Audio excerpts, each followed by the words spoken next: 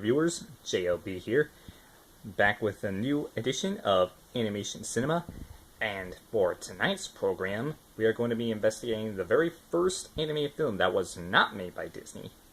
And of course, it would inspire many other animation companies to create films outside of Disney. Even though Disney was the king of animation then, and it still is today, but regardless, today we're going to be taking a look at Gulliver's Travels. You hear the word Gulliver's Travels, you probably think, oh, you mean that movie starring Jack Black? Well, yes and no. See, Jack Black wasn't even born when this movie was made, first of all. And, well, it's kind of the same story, only put into animation instead of CGI effects with a giant realistic man being in CGI with tiny little people being in CGI. This was all hand-drawn animation. And of course, this came out immediately after the success of Snow White, 2 years later in 1939. So all that out of the way, let's talk a bit about the film. Now, the film actually had some pretty good voice actors that I'm not sure would become legends, but a few of them actually did. You had Gulliver, who's played by Sam Parker, who winds up on the shores of Lilliput, which is the home of the Lilliputians, whose king is actually in the middle of a wedding treaty with King Bombo of Blefuscu to have his son, Prince David, marry King Little's daughter, Princess Glory. And of course, they get into an argument about which national anthem should be played, either the national anthem of Lilliput or that of Blefuscu, and a big war ensues afterwards. Well, not necessarily big because they're little, but you get my meaning. But of course, Gabby, who's played by the legendary Pinto Kovic, he actually got his debut in this film. That's right.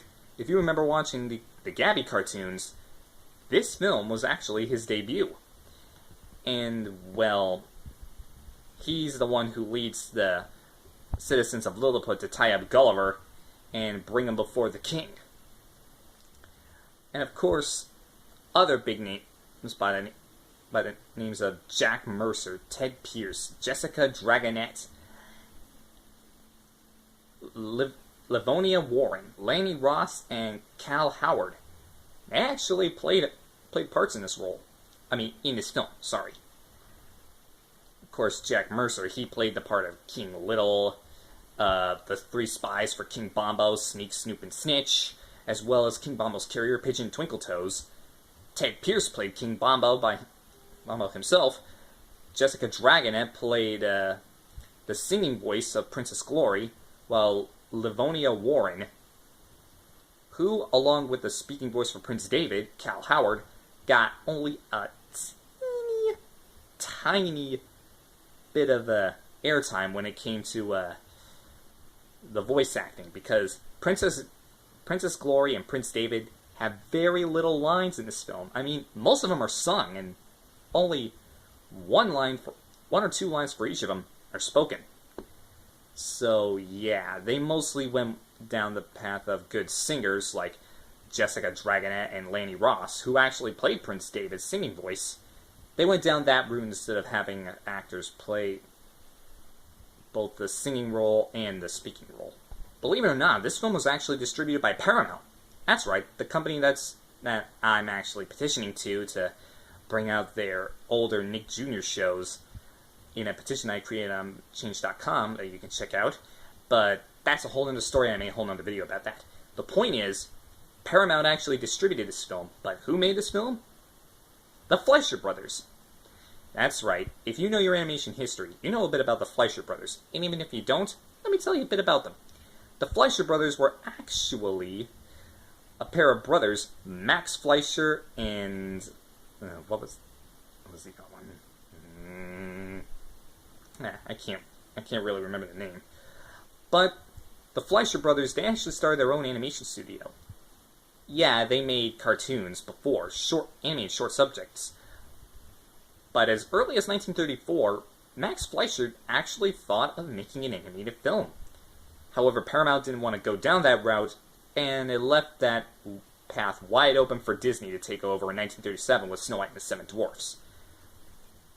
And of course, after seeing the success of Snow White in 1938, Paramount decided, hey, why don't you guys make a feature film to compete with the success of Snow White and the Seven Dwarfs? And oh, you only have 18 months to do it because it has to be delivered by the Christmas season of next year. So yeah, an 18-month window is kind of pushing it for back in those days. Popeye the Sailor, he was intended to play the part of Gulliver. However, that idea was scrapped and they went ahead with a direct adaptation of the story. And of course, one of the major challenges for the studio for making the film was the 18-month delivery. Now, this was during a time when the studio was relocating over here to Florida. That's right, where I am filming. Well, not necessarily the town of Baldwin, but out south in Miami. Now, Snow White was in production for 18 months, and it had been in development for just as long, allowing for a total of 3 years to reach the screen.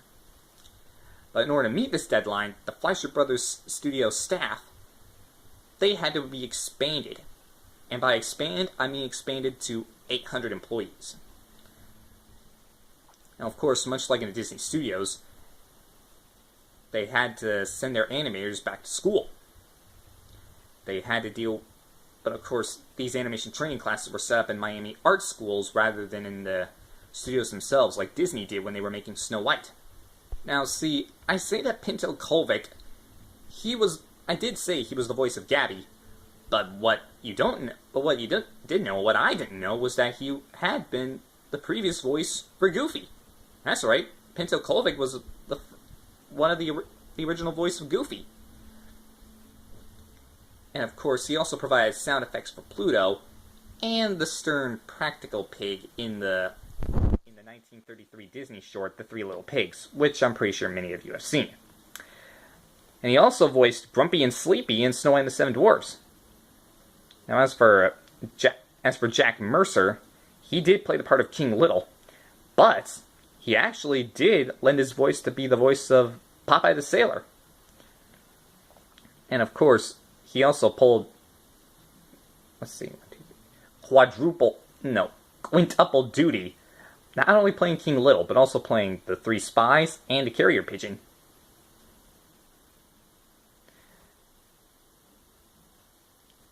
Wait,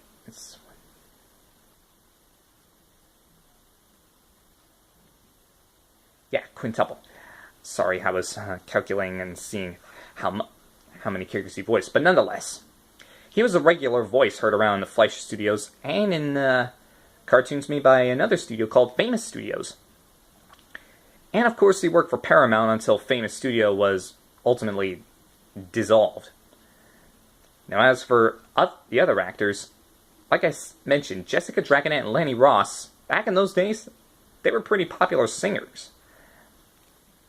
And of course, Sam Parker, he played the role of Gulliver. He actually won that role in a radio contest. And actually, he was a radio announcer back in the 30s. So if you have ambitions of becoming a voice for an animated character, just enter a radio contest and see if people will notice. It always works. Gulliver's Travels was released to theaters during the 1939 Christmas season. But how did it fare?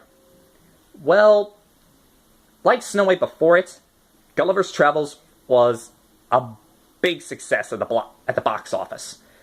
It earned about $3.27 million 1930s US dollars during its original run. And was limited to at least about 50 theaters during the 39 Christmas season. The success ultimately prompted another film from the Fleischer Studios to be released during the 1941 Christmas season. But we'll talk about that when we get to it. Oh, and also, after that second film, the Fleischer Studios would ultimately create the first ever animated adaptation of my very first superhero, Superman. Now, the film is in the public domain even as we speak, so there's pretty much no excuse for you to go out and not find this film. I saw it, and I actually kind of liked it. And sure, I mean, some of the songs aren't necessarily all that great, like Snow White and the Seven Dwarfs, but that shouldn't really stop you from at least getting a laugh or enjoying this film. And as for accolades, this film was actually nominated for 2 Academy Awards, for Best Music and Original Score, and for Original Song. For Original Score and Original Song. However, it ultimately lost both of those to the much more popular and much more beautiful Wizard of Oz. Like I said, Gabby, if you remember, if the name Gabby sounds familiar, then you probably have seen the Gabby cartoons. And of course, the Anime Antics cartoons. Of course, you haven't seen those, but if you go back and watch any of them, wherever they may be, you might just recognize some of the characters. Because the 3 Blefuscudian spies, Sneak, Snoop, and Snitch, as well as the carrier pigeon, Twinkletoes, they are actually in those cartoons. So, it's safe to say that Gulliver's Travels created stars of its own, and it's earned its rightful spot in history as the first animated film to try and compete with Snow White. Anyway, thank you so much for watching. This has been Animation Cinema, and I'll see you all next time.